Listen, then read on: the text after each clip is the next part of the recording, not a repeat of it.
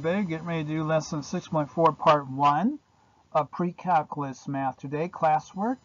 And today's classwork is 6.4 vectors and dot products part 1 for that. You got 16 points here into your notebook guide or your notebook.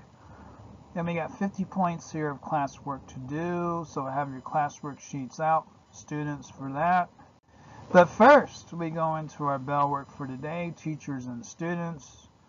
Describe how the graph of G is related to the graph of F. So G of X equals F of X minus 4. Then G of X equals the negative of F of X. Describe how these graphs are related in these response boxes here, students. Give you about 4 or 5 minutes. Okay, welcome back for the answers for today's bell work. For the first one, G of X equals F of X minus 4 is a horizontal shift of 4 units to the right. So you shift your graph over 4 units to the right. And then G of X equals the negative of F of X would be a reflection of F in the x-axis here. So you would have a reflection of F with respect to the x-axis. So you'd be flipping over your x-axis there for G of X.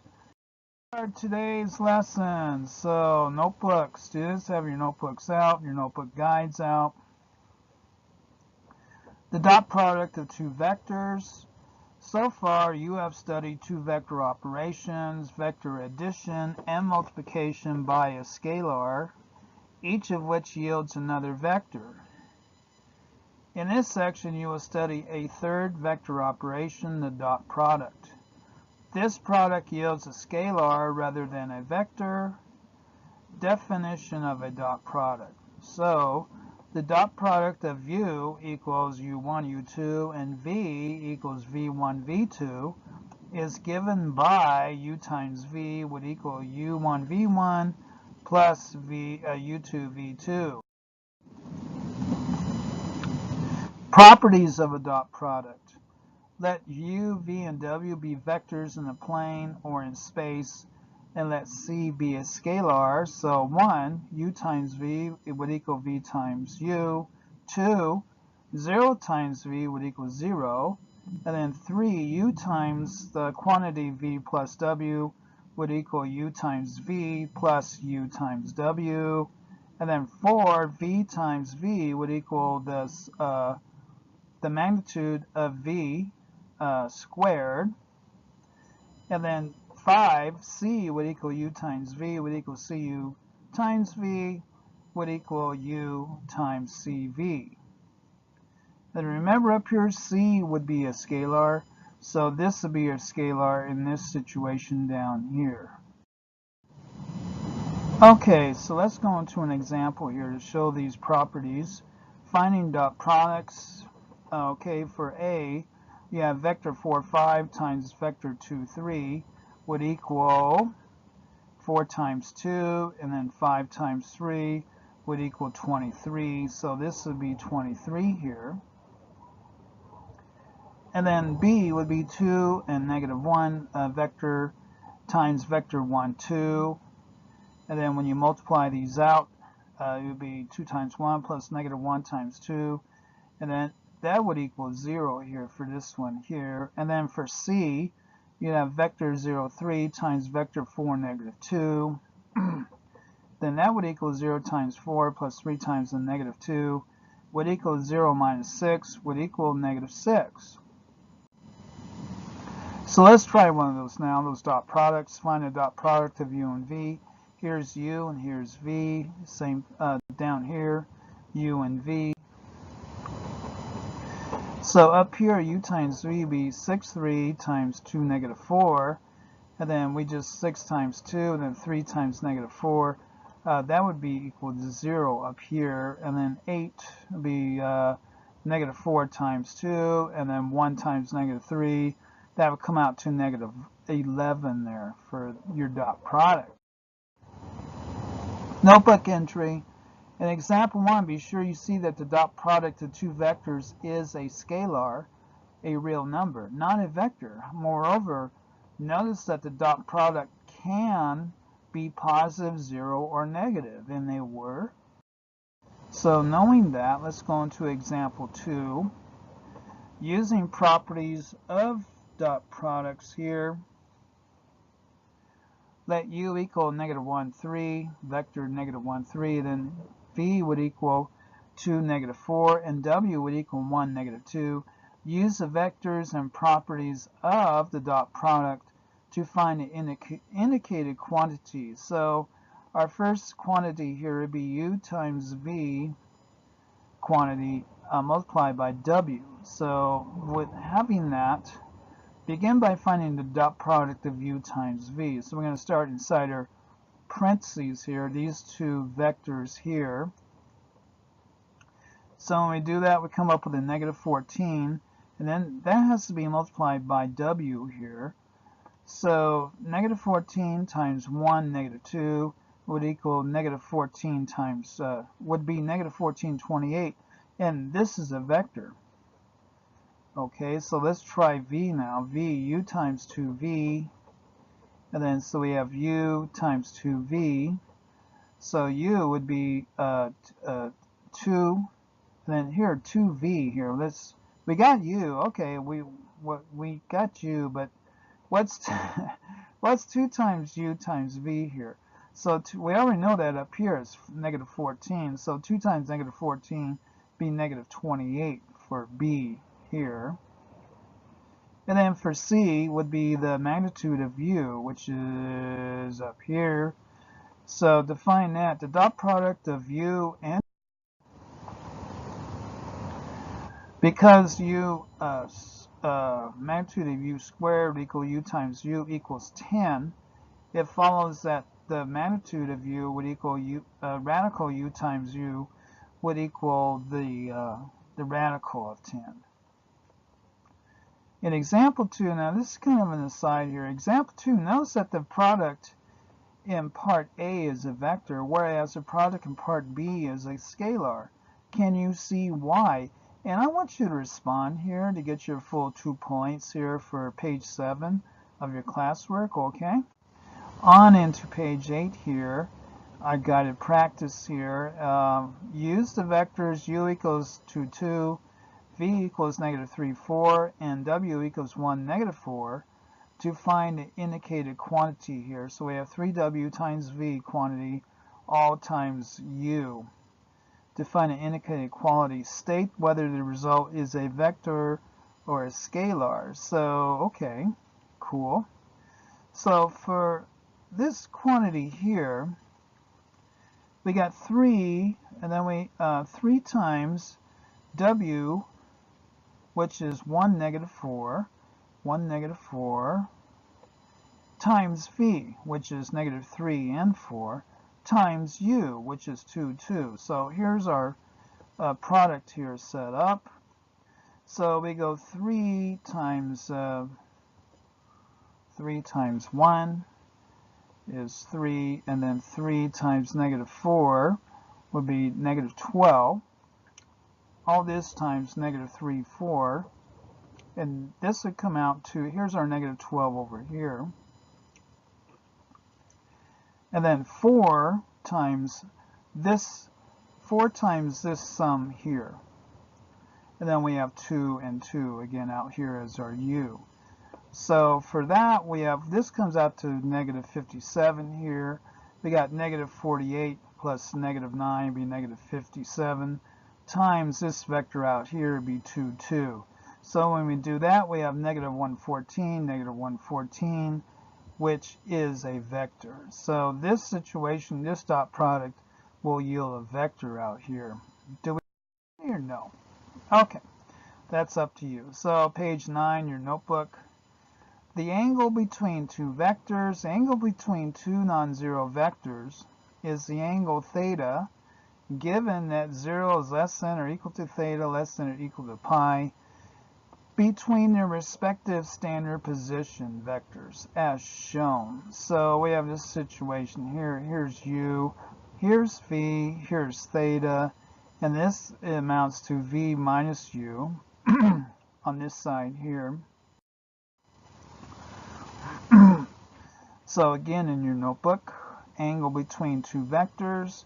If theta is the angle between two non-zero vectors u and v, then cosine theta, how about that? Cosine theta equals u times v over magnitude u multiplied by magnitude v. Okay, that's something that should stay in your notebook and have it ready to go. Finding the angle between two vectors. Find the angle between u equals vector 4, 3 and v equals vector 3, 5. So we're going to set up our formula here. Now we just learned cosine theta equals u times v over magnitude u and magnitude v. So this is 4, 3 multiplied by 3, 5 over the magnitude 4, 3 and magnitude 3, 5. So what's that going to give us here? Well, after you do this, 4 times 3 is 12, 3 times 5 is 15, you got 27. And then when you do your magnitude manipulations down here, you come up with 5 times radical 34 in your denominator. And we need to rationalize that denominator. This implies that the angle between the two vectors is, or we can just take our arc cosine of 27 over 5 times radical 34 will give us 22.2 degrees as an angle. So here's our theta here, down here in this diagram, between these two vectors here, 3, 5 and 4, 3. So that would be our angle between those two vectors. This diagram here is beautiful because it describes it completely. Okay, and exercises here. Find the angle theta between the two vectors. Here's our two vectors. So we need to find theta between these two vectors. So we're going to use that formula, right? Cosine theta equals u times v over magnitude u magnitude v. And we have 0. U times v is 0 because we have this 0 here and 0 here over 1, 2, and this equals 0. So when cosine theta equals 0, you know it's a 90-degree angle. So that was pretty plain there. Now down here, I do venture into that for you. So using the same formula here, we have 4 times negative 2 plus 4 times 0 over 4 radical 2 multiplied by 2. That's what we get as our magnitude in the denominator, and that becomes negative of radical 2 over 2, which the cosine of that is the exact value of that in cosine would be 135 degrees for our angle between these two vectors. Okay, notebook entry. Rewriting the expression for the angle between two vectors in the form u times v equals magnitude u, magnitude v, cosine theta. This would be the alternative form of the dot product here. But u times v would equal this here. It produces an alternative way to calculate the dot product. From this form, you can see that because magnitude u and v are always positive, u times v and cosine theta always have the same sign. So that's just something to take note of when you are finding your angle between two vectors here. Page 14 on the lesson, this goes in your notebook. Okay, and further, another notebook entry here, 5 possible orientations of two vectors. So in this situation here, theta between u and v, theta equals pi, so this would equal pi here. Cosine theta would equal negative 1. This would be our negative 1 value for cosine theta. And then having a situation here, pi over 2 is less than theta is less than pi, because we're up here in our second quadrant here. This is going to have this value here. So negative 1 less than cosine theta is less than 0 because it's an obtuse angle here. And then here we have a right angle. So theta equals pi over 2, cosine theta equals 0. and it will be a 90-degree angle when you have this situation here when cosine theta equals 0.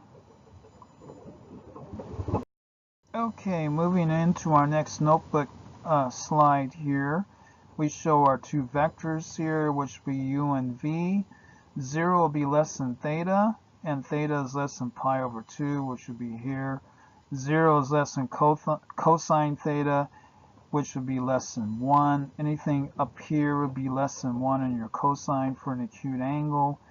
And then here would be v and u, so you have an addition here. As theta would equal 0, cosine theta would equal 1, you have the same direction here. So cosine theta would be here on your horizontal axis, on the positive horizontal axis here. And you have v here, and then u. So, okay, definition of orthogonal vectors. The vectors u and v are orthogonal when u times v equals 0. So we got a little bit of that previously, where u times v was equal to 0. The terms orthogonal and perpendicular mean essentially the same thing, meeting at right angles. Even though the angle between the 0 vector and another vector is not defined, it is convenient to extend the definition of orthogonality to include the 0 vector. In other words, the 0 vector is orthogonal to every vector u because 0 times u would equal 0. So keeping that in mind, keeping that in your notebook. Let's go into another example to exercise some of that. Determining orthogonal vectors. Are the vectors u equals 2, -3, and v equals 6, 4 orthogonal? So how we determine that?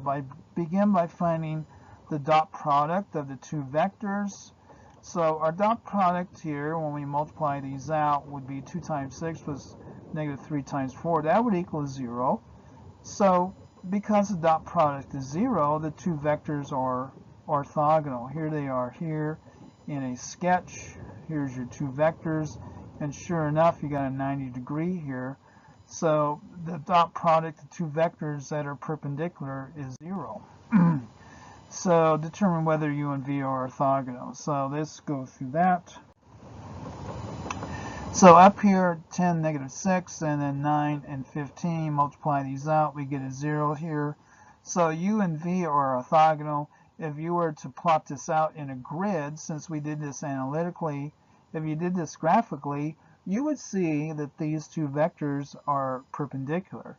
And then down here, these do not equal 0, so u and v are not orthogonal. So you would know that they are not perpendicular. Okay, so that is 6.4 part 1 classwork, pre-calculus math.